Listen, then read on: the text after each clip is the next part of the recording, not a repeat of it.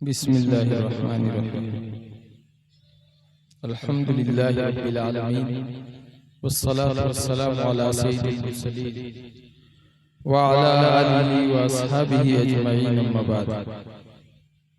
मुहतरम बुजुर्ग और दीनी भाई, अल्लाह ताला के फज़ल व करम से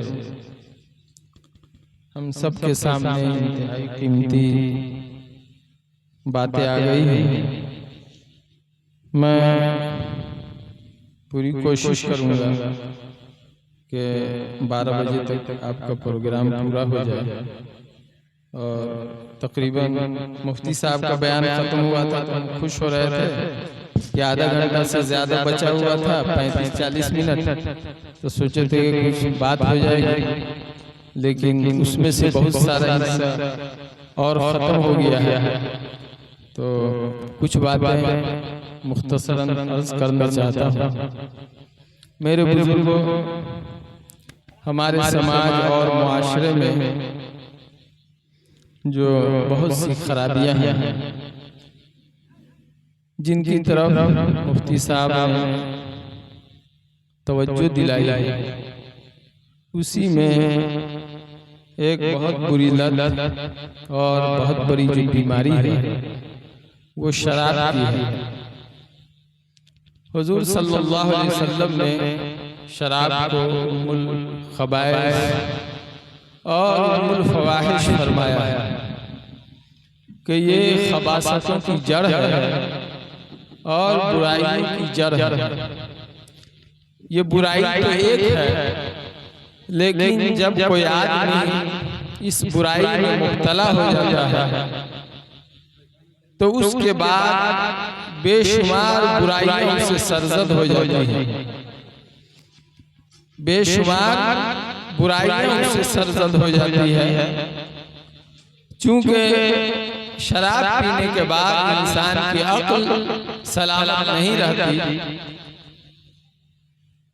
उसके नतीजे में वो बेअक्लियों का काम करता है, नादानियों का काम करता है। कुरान मुक़द्दस ने शराब को गंदगी कहा है। अल्लाह तबारक व तआला ने इरशाद फरमाया, या अय्युहल्लज़ीना आमनू इन्नमल खम्रु वल मैसिरु वल अंसाबु वल अज़लामु रिज्सुम मिन अमलि शैतान फस्तनिबूहु लअल्लकुम तुफ्लिहून। ऐ ईमान वालों, शराब और जुआ, बुत और जुए के तीर, ये सब गंदगी। हम लोग उर्दू जानते हैं, समझते हैं, गंदगी किसको कहते हैं ये भी हम समझते हैं। अल्लाह ताला फरमा रहा है कि ये गंदगी है। हमारे अच्छा समझने से वो चीज अच्छी नहीं हो सकती है। पैदा करने वाले ने अच्छाइयों को भी बनाया है, पैदा किया है, बुराइयों को भी बनाया है। पैदा करने वाले ने पाकीज़ा चीजों को भी बनाया है और गंदगी को भी बनाया है। अल्लाह तबारक व तआला ने फरमाया कि शराब गंदगी है, मिन अमलि शैतान, शैतान का काम, फस्तनिबूहु, इससे बचो। अल्लाह तबारक व तआला ने आगे इरशाद फरमाया कि शराब से बचोगे तो फायदा किसका होगा? अल्लाह का होगा, अल्लाह के रसूल का होगा, नहीं, फायदा तुम्हारा होगा, तुम कामयाब हो जाओगे। शराब से बचने में इंसान के लिए कामयाबी। आगे इरशाद फरमाया, इन्नमा युरीदु शैतान अन युक़िया बैनकुमुल अदावत वल बग़ज़ा। शैतान तो चाहता है कि तुम्हारे दरमियान फूट, अदावत, दुश्मनी डाल दे। फिल खम्रि वल मैसिरी, शराब के जरिए से, जुए के जरिए से तुम्हारे आपस में दुश्मनी फैले, बुग़्ज़ व अदावत फैल जाए। ये शैतान चाहता है। वयसुद्दकुम अन ज़िक्रिल्लाह, और ये चाहता है कि तुम्हें अल्लाह के जिक्र से रोक दे। कोई शराब पीकर अल्लाह का जिक्र नहीं कर सकता। खुद अल्लाह तबारक व तआला ने फरमाया, वला तक़रबुस सलात व अंतुम सुकारा, कि तुम जब नशे की हालत में हो तो नमाज के करीब मत जाना। शराब नापाक चीज है। मुफ्ती साहब मौजूद है, पूछे किसी कपड़े में लग जाए तो जिस तरह पाखाना और पेशाब को धोना पड़ता है शरीर तरीके से, इसी तरह अगर किसी कपड़े में लग जाए तो जब तक कि आप उसको पाक नहीं करेंगे वो कपड़ा नापाक। वाह सलाह और नमाज से चाहता है कि तुमको रोक दे। फहल अंतुम मुंतहून, क्या तुम बाज आओगे इससे? अल्लाह तबारक व तआला ने शुरू में ईमान का हवाला दिया है, या अय्युहल्लज़ीना आमनू, क्या ईमान वालों, अल्लाह और बंदे के दरमियान क्या रिश्ता है? ईमान का रिश्ता है, मानने का रिश्ता है। कुरान मुक़द्दस एक जगह इरशाद फरमाता है वल्लज़ीना आमनू अशद्दु हुब्बन लिल्लाह, कि जिन लोगों के दिल में ईमान होता है उसको अल्लाह से सख्त मोहब्बत होती है। ईमान अल्लाह तबारक व तआला की मोहब्बत का नाम है। अल्लाह ईमान का हवाला दे रहे हैं और बता रहे हैं कि जब शराब से रुकोगे तो उसमें तुम्हारे लिए कामयाबी है। और अल्लाह ने फरमाते हैं कि क्या तुम इससे बाज रहोगे? फिर इन आयतों पर गौर कीजिएगा तो आपका अंदाजा लगेगा कि ये गंदगी है, शैतानी काम है, और शैतान इसके जरिए से चाहता है कि आपस में दुश्मनी फैले और आपस में बुग़्ज़ फैले। एक शराबी जब शराब पी लेता है तो उससे कितने गलत काम, कितने घटिया काम सरजद होते हैं, आप अंदाजा नहीं लगा सकते हैं। हदीस शरीफ में एक वाक़या है कि पहले ज़माने में एक आदमी ज़ाहिद आदमी था, बुजुर्ग पारसा नेक आदमी था, और एक फाहिश और मालदार और बदकार और वहीं करीब में कहीं रहती थी। एक रोज उसने अपनी एक लौंडी को भेजा उस आबिद के पास कि हमारी मालिका को जरूरत है, वो बुला रहा है। वो बेचारे नेक दीनदार आराम खा के उसके पास चले गए, उसके महल में दाखिल हुए तो वो दाखिल होते जाते थे और वो जो लौंडी थी दरवाजे को बंद करके चली जाती थी। महल के अंदर दरवाजे अंदर उसका कमरा था। जब वो वहां पहुंचते हैं तो एक हसीन जमील खूबसूरत औरत वहां बैठी हुई है। वहां पहुंचे, उसने कहा कि मैंने किसी जरूरत के तहत आपको नहीं बुलाया है। यहाँ देखिए ये शराब की बोतल है, ये एक लड़का बैठा हुआ है और मैं हूँ। 3 काम में से एक काम को आपका इख्तियार है, नहीं तो आपकी जान खतरे में है। पहला काम ये कि आप शराब पी लीजिए या नहीं तो इस लड़के को कत्ल कीजिए, या नहीं तो मेरी ख्वाहिश पूरी कीजिए, मेरे साथ ज़िनाकारी बुराई।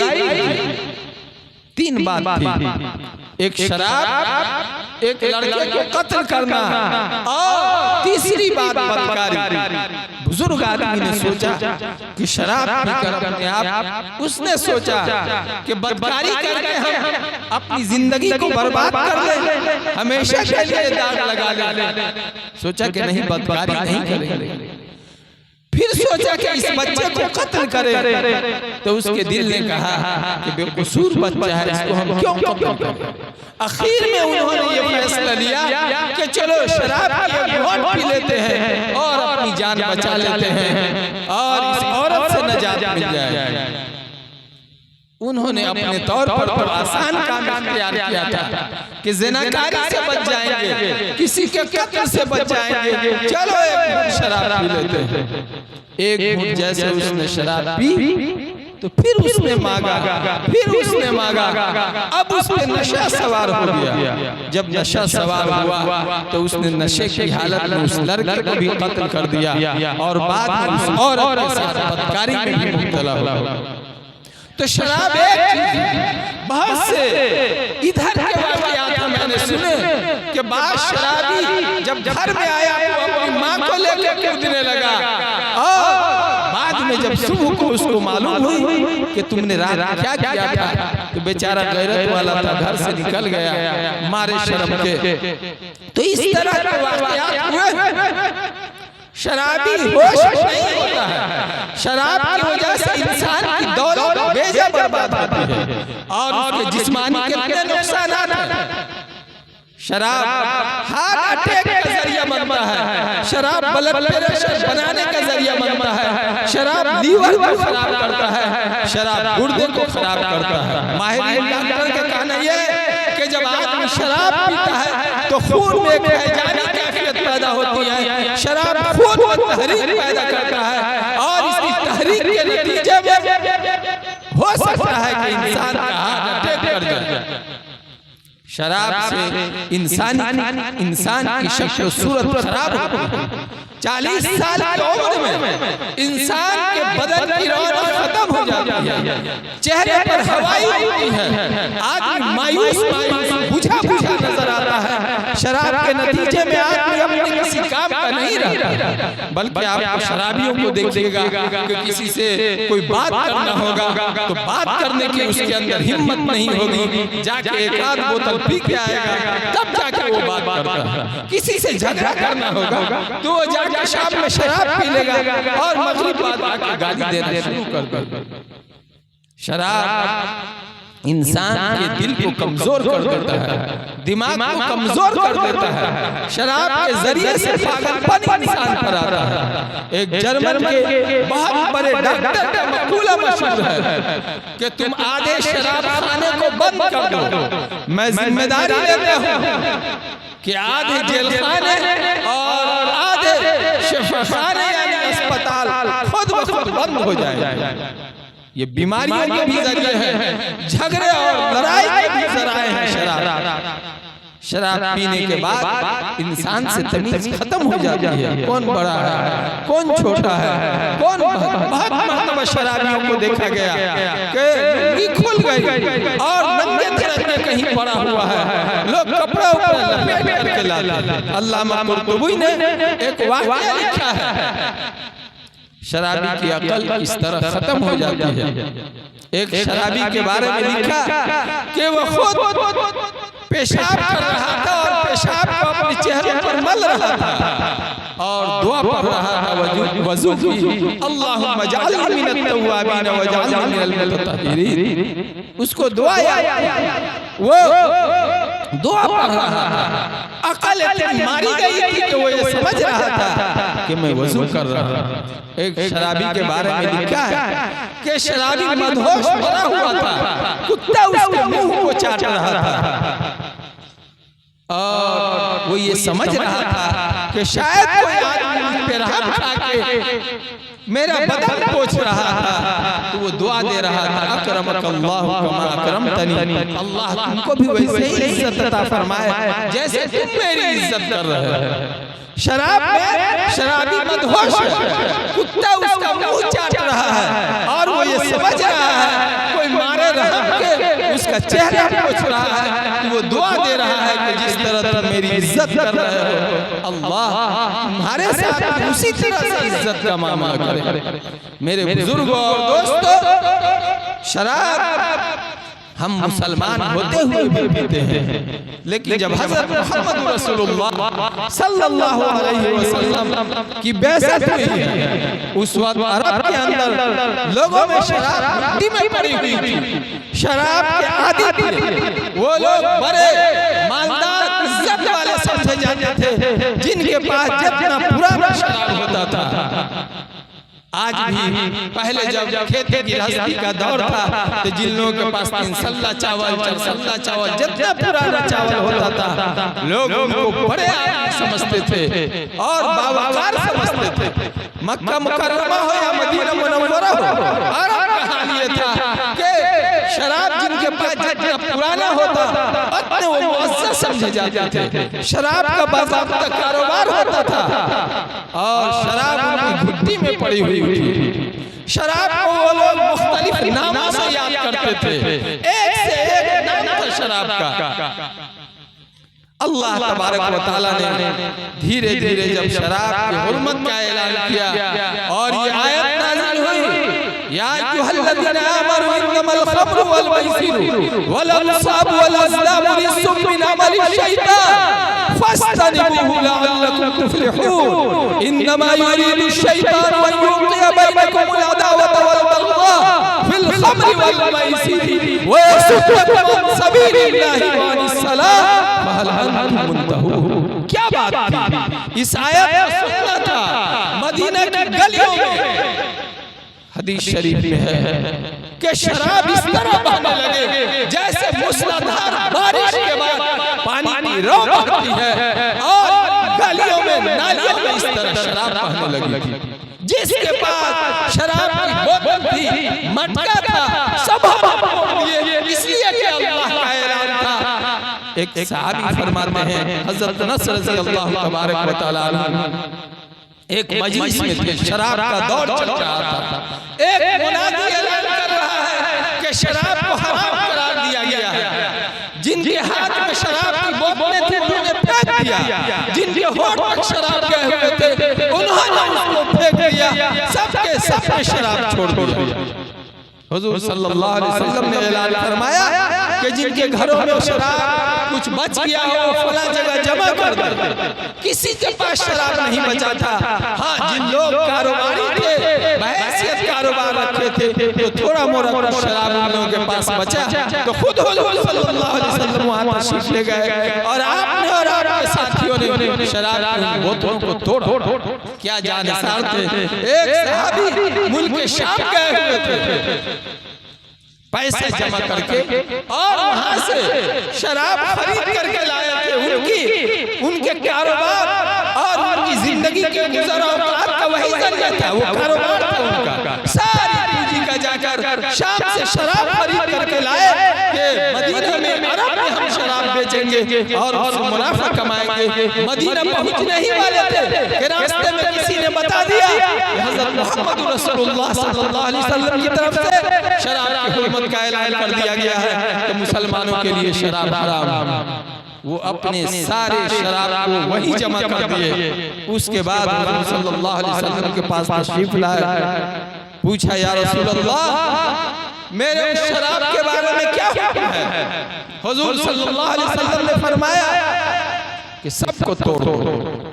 जाने सारी थी, जरा बराबर दाएं बाएं आगे नहीं खींचा, क्या पेशानी पे बल तक नहीं आया, सारे शराब को उन्होंने बहा दिया। इसलिए उनको यकीन था कि अल्लाह कह रहा है कि शराब से अगर बाज आओगे तो कामयाब हो जाओगे। आज हम अपनी बेईमानी की वजह से, दिल की स्याही की वजह से मेरे बुजुर्गों और दोस्तों शराब पीते हैं, एक दूसरे को पिलाते हैं। ये इंतहाई हराम। हमें खुद भी शराब से बचना चाहिए, अपने बच्चों को भी, अपने नस्लों को भी शराब से बचाने की कोशिश करना चाहिए।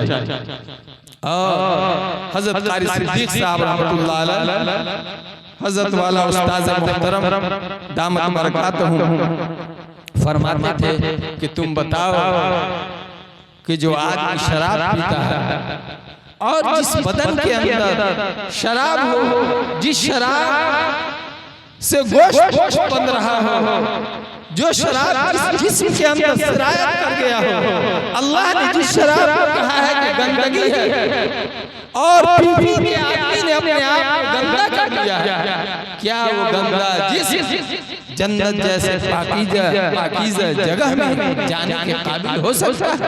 जन्नत तो पाक जगह है। जन्नत को अल्लाह तबारक व तआला ने सुकून व आराम के लिए बनाया है। जन्नत की तारीफ आपको सुनना है तो कुरान से सुनिए। जन्नत की तारीफ अगर आपको सुनना है तो प्यारे आका सल्लल्लाहु अलैहि वसल्लम के फरमान से सुनिए। उतनी पाकीज़ा जगह में गंदगी से फला हुआ, गंदगियों में जिंदगी गुजरा हुआ बदन क्या जन्नत में जाने के काबिल हो सकता है? मेरे बुजुर्गों और दोस्तों, ये तो वाक़यात है, लेकिन खुद हमने आपने अपनी बस्ती के अंदर इस शराब के जरिए से कितने झगड़े देखे, मुहर्रमों में कितनी लड़ाइयाँ देखी। हद ये है कि इसी शराब के नशे में हमारे बस्ती में ऐसा भी हुआ कि एक शख्स की जान चली गई, कितने लोगों का सर फटा, कितने लोग बार-बार लड़ाइयों के शिकार हुए और पूरे इलाके का अगर जायजा लीजिएगा तो हमको मालूम है तारीख के इलाका के बहुत से बस्ती के लोग हमारे यहाँ आकर ईद पढ़ते थे, वो लोग कब्रिस्तान में दफन करते थे, लेकिन शराब के नशे में मुहर्रमी में रह के जो झगड़ा हुआ, उसी झगड़े के नतीजे में बस्तियों के जो इत्तेहाद थे वो खत्म हुए। लोग मुहर्रम के झगड़े के नतीजे में ईद पढ़कर लोगों ने छोड़ा, कब्रिस्तानों में आना छोड़ा। बार-बार ऐसे मौके हुए कि मुसलमान एक महल्ले का मुसलमान, एक बस्ती का मुसलमान, एक इलाके का मुसलमान अपने दूसरे मुसलमान भाई के खून का प्यासा हो गया।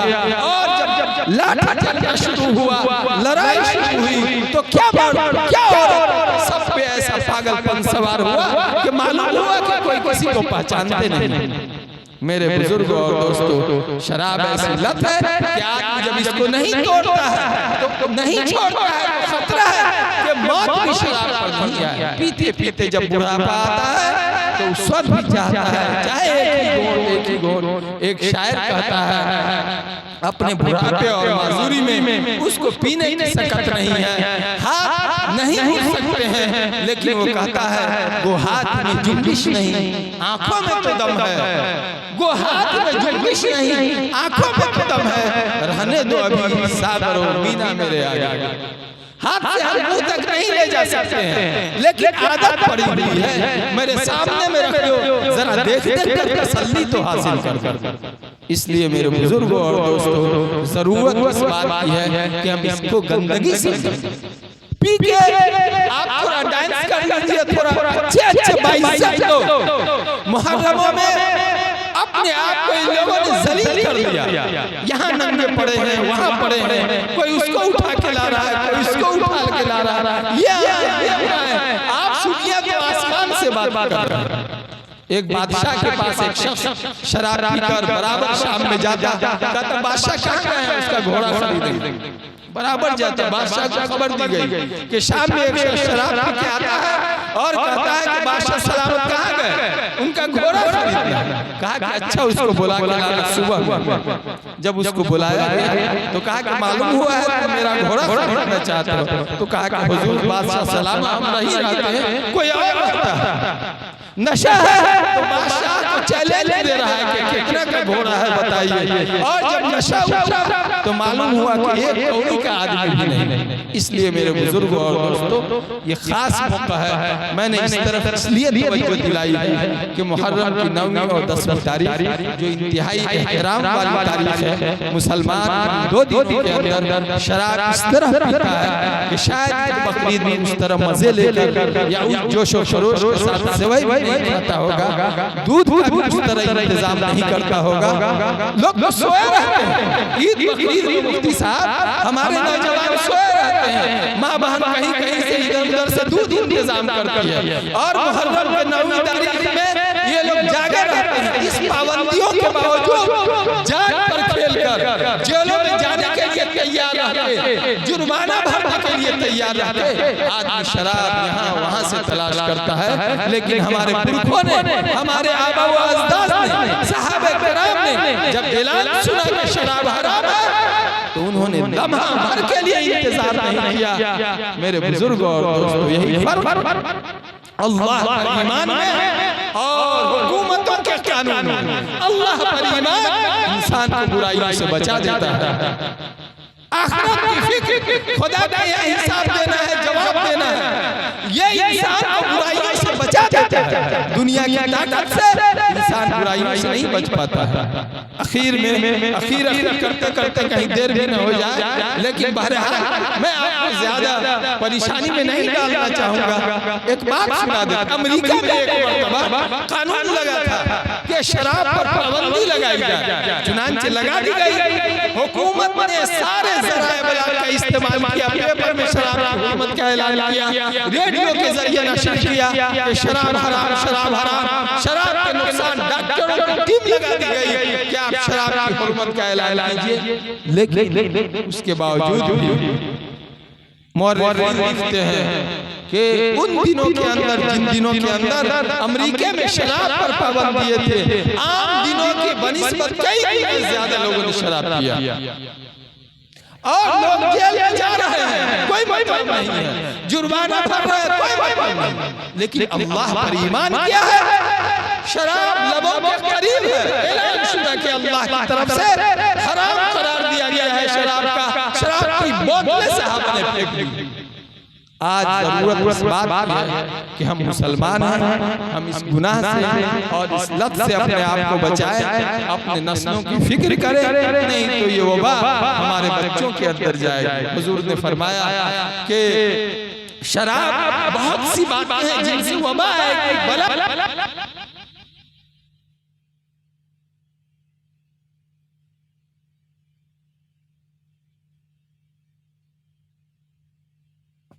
जिस तरीके से आसमान से बारिश बरसती है या तस्बीह के दाने टूट जाए तो मुसलसल तस्बीह के दाने गिरते हैं। सल्लल्लाहु अलैहि वसल्लम फरमाते हैं कि बहुत से काम ऐसे हैं जिनसे मुसीबतें ऐसे गिरती हैं जैसे तस्बीह का दाना तोड़िए तो एक दाना दूसरा दाना सारा गिर जाएगा।